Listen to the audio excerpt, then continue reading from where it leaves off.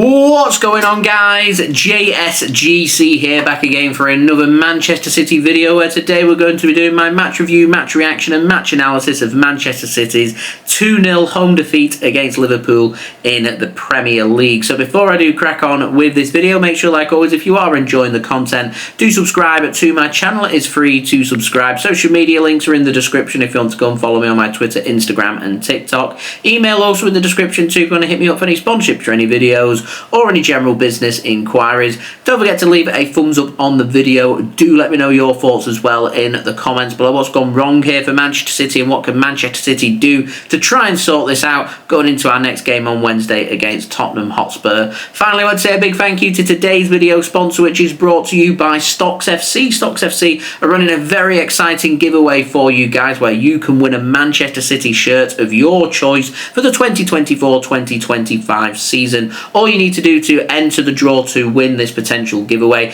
is to press the link in the description, sign up for free, and you'll get 5 free loan stocks. And all you need to do is comment who your 5 free loan stocks are to enter into the giveaway. Stocks FC, they're a football stock market where you can buy stocks in your favourite football players and you can earn cash reward based on performances. Stocks FC are giving away 5 free stocks to every user that signs up this month to help get you started. It gives you a chance to familiarise yourself with the platform, where you can scout young new prodigies and buy them early before the price potentially rises. You can also buy stocks in star players too. You can get rewards when players are named in teams of the week, month and season. You can also get in-play rewards where players get a point for every goal, assist or key pass that they make, and this will allow you to earn weekly dividend payments. Your free loan stocks are eligible for cash reward payouts for 1 month, so why not get involved? Check the link in the description to get your 5 free loan stocks and begin your journey with Stocks FC, and a big thank you to Stocks FC for sponsoring this video. So let's have a look then at this game and what it means for Manchester City. It's a defeat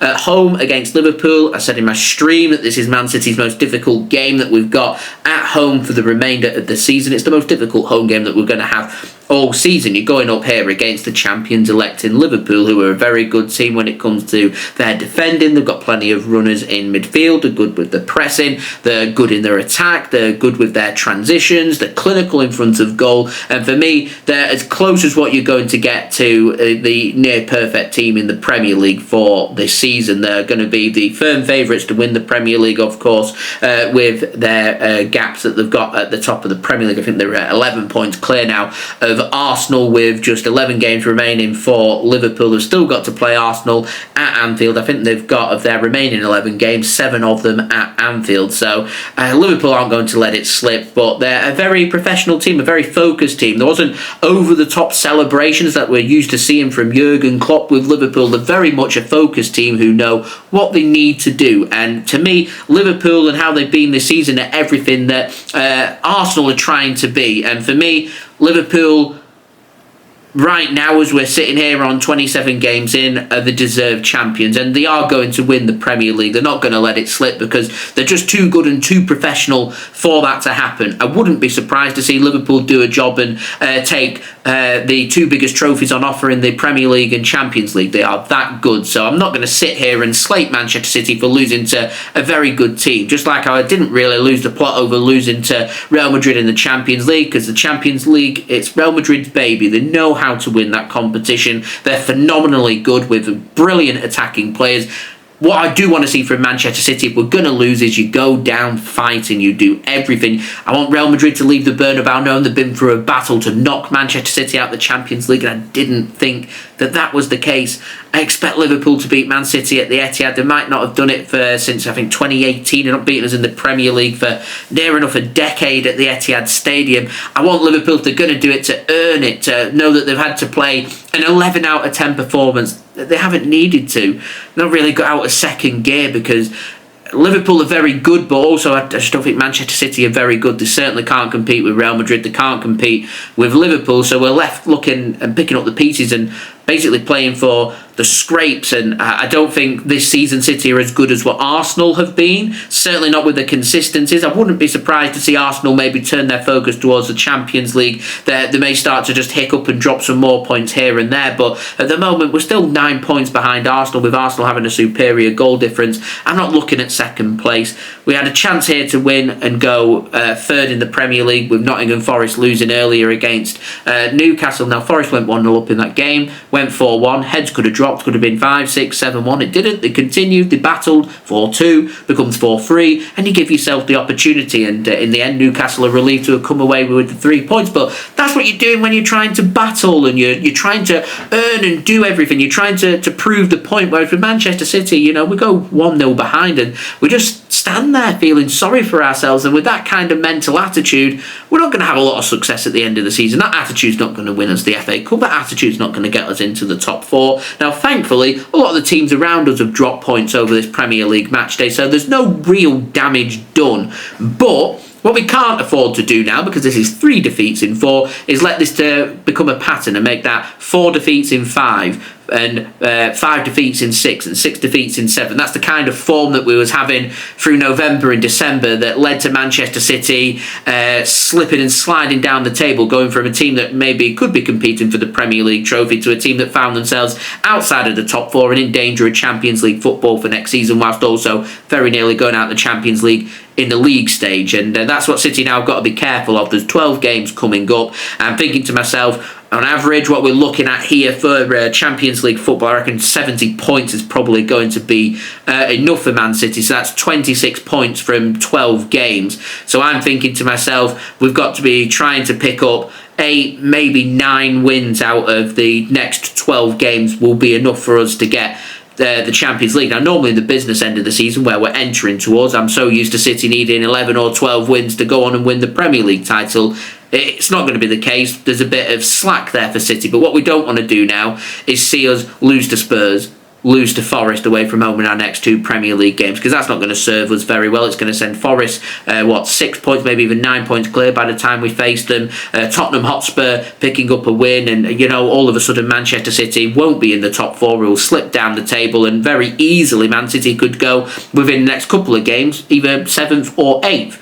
And all of a sudden then, with 10 games, 10 games remaining, becomes very difficult. Got a difficult game against Brighton at home to go into the international break. So City have got to be very careful on how they navigate and manage this one, because at the moment they're the permutations that we're looking at, and it is going to be quite difficult for Manchester City. Now, before I do speak more about this game and analyse this game, I do want to speak more about today's video sponsor, which is brought to you by Stocks FC. Remember, giving away that fantastic prize of Manchester City's shirt for your choice of this season, so do go and check that out. All you need to do to enter, press the link in the description, sign up for free, and you'll get 5 free loan stocks, and comment who your 5 free loan stocks are to enter. I've got my portfolio made up of 10 players: Milinkovic from Forest, Kluivert from Bournemouth, Morgan Gibbs-White from Nottingham Forest, Alexander Isak grabbing a brace today for Newcastle. It's great for me. He's also in my portfolio. Got Alisson keeping a clean sheet in my portfolio. Verbruggen from Brighton. Also got Josko Gvardiol, Phil Foden, Erling Haaland, and Omar Marmoush from Manchester City. And I really want to see some more from these Manchester City players, and hopefully in the coming game days that Manchester City players can start to turn up and we can start to see more from them, because you know, this is the kind of point in the season now where I want to see the Manchester City players doing their all to try and pick up good results, turning losses into draws, draws into wins, etc, etc. Now my rewards at last week were at 75 cents, now up to 92 cents. My portfolio was valued at $37.45, now valued at $52.56, thanks to adding Erling Haaland and Omar Marmoush to my stocks over the last couple of weeks. So hopefully you can see some more from the City lads. Remember, you can come and join me on Stocks FC. You get your 5 free loan stocks, links in the description, or you can use the QR code, take you to the sign up page, free to sign up, and then you get your 5 free loan stocks. Remember, comment who your 5 loan stocks are, and you can enter into the draw for that fantastic giveaway to win a City shirt of your choice. Anyway, on with the video and having a look at this game more closely. I said in my preview, I said it in my stream, I'm going to say it now because I'm sticking by this. This game before a ball has been kicked, has been decided on what I see from the team. I want to see legs in midfield from Manchester City. With Erling Haaland not available, we've decided to go with Marmoush and Phil Foden occupying as whoever you want as the Manchester City striker. It looks a bit disjointed. It's disjointed because we've not really seen it so far this season. And we go with Kevin De Bruyne, who 33, 34 years old, not got the legs for me to be able to compete in such a competitive game. So to me, this game was lost for Manchester City once I didn't see Erling Haaland on that team sheet. Erling Haaland would keep a Canate or a Virgil van Dijk quiet. It will give space for the likes of Savinho, for Marmoush, for Doku to be more involved in this game, but it just ultimately wasn't meant to be with Erling Haaland. He's got that knock to his knee. I'm not expecting to see him against Tottenham Hotspur.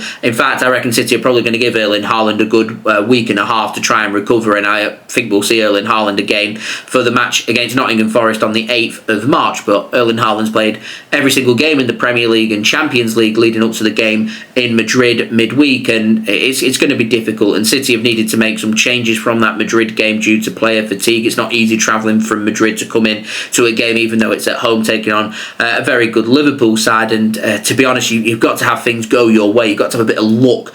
You make your own luck in football, but you've got to have that bit of luck to be able to win these games and pick up the important moments. But, you know, Liverpool straight off the training ground with that corner, Man City not picking up the men, always a half a yard slower than what Liverpool were on that set piece, and it was all too easy for Salah to score that goal, even though it took a good deflection off Nathan Ake. But there you go, you make your own luck when it comes to football, and Manchester City just always half a yard slower than what Liverpool were. And to be honest, even though City dominated the possession, it was all about what were Liverpool going to do on the counter-attack. Szoboszlai grabbed the second for them. Offside goal in the second half could easily have been 3, and if Liverpool had been more clinical in the second half, could have come away with 4 or 5 goals really. And even though they've had 34% possession and half the shots that Manchester City have managed to accumulate, Liverpool know that they've had 4 shots on target all game, a couple of saves for Ederson to make, but the first 2 shots that they had were 2 goals. And that's the damage done in the first half. Games won in the first half, it's done and dusted. The City team against Liverpool can't score 2 goals. They've not scored a goal in this game, and it's disappointing. 16 shots, 5 on target, no goals from Manchester City. All round, lack of creativity and a big lack of end product. I like Jeremy Doku's movement, but every attack for City seemed to be going down that left-hand side, and they weren't creating anything. There was no end product there from Jeremy Doku. Savinho looked really bright at times on the right-hand side, but just a heavy touch here, a heavy touch there, a pull back there. There's always a Liverpool defender there. You've got to do more. You've got to be involved, and in the finest of margins of this game, you've got to make your own luck. And if you're not going to score goals, you've got to make sure you don't concede goals. And from the teams dropping points around us, 0-0 wouldn't have been the worst result here today. We found no way of getting the likes of Rico Lewis and Josko Gvardiol involved too much in the game. We weren't seeing Nico Gonzalez dropping deeper and into space like we were seeing really well from City last week against Newcastle, and it was just a shadow of a performance from what we saw last weekend against Newcastle, and it is a great shame. But once we get Haaland back, it becomes a bit easier because he occupies the defenders.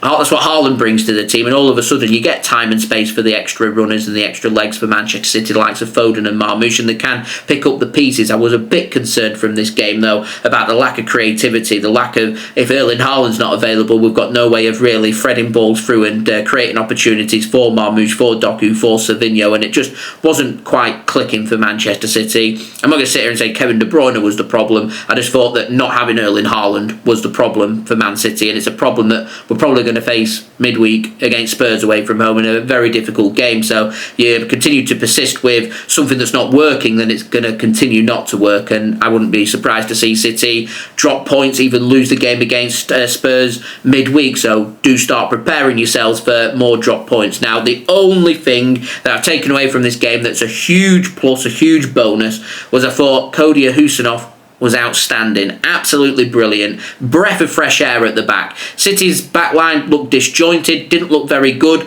but Cody Khusanov did, and I wish we had 4 Cody Khusanovs to play at the back, because our backline would be sound as a pound. It would be absolutely brilliant, and I thought he had a really good game. In fact, I thought it was his best performance in a City shirt.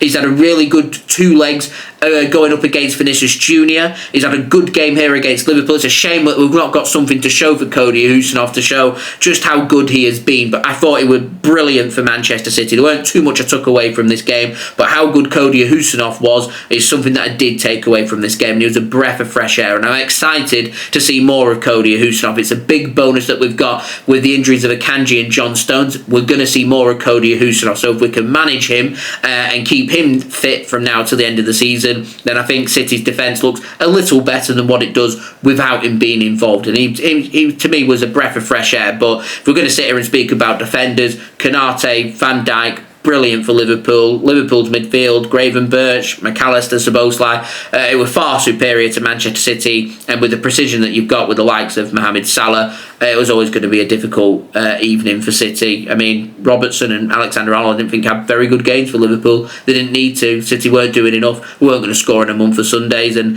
Liverpool strolled to a 2-0 win and take the 3 points. Ultimately, I feel like that's, for me, the Premier League title race done, with Arsenal losing yesterday against West Ham at home, and Liverpool winning a difficult game away here against Manchester City. And it sees Liverpool take an 11-point gap, the 20 points clear of Manchester City, and City still in the top 4 for now. So it's not all panic stations. Might be panic stations on Wednesday if we lose against Spurs, but we'll try and be positive. Win against Spurs, and you know, we're not too far away. Win against Forest as well in our next 2 Premier League games, and City looking very good for top 4 football. So we'll see. We'll see. Anyway, there we go. They've been my thoughts. Do let me know your thoughts, guys, in the comments below. That would be much appreciated. Also, don't forget to leave a thumbs up on the video. That would be great. Do subscribe if you're new around here. Press that red button, press the bell, and put your push notifications on. A big thank you to Stocks FC, today's video sponsor. Remember, they are running the very exciting giveaway for you guys, where you can win a Manchester City 2024-2025 shirt of your choice. All you need to do to enter is press the link in the description, sign up for free. You'll get your 5 free loan stocks, and then you can comment your 5 free loan stocks on this video to enter into the giveaway. And a big thank you to Stocks FC for providing that giveaway and sponsoring today's video. And I'll see you all again real soon for the next one. So I've been JSGC. Thank you everyone for watching. I hope everyone is safe and well. Peace. Ciao for now.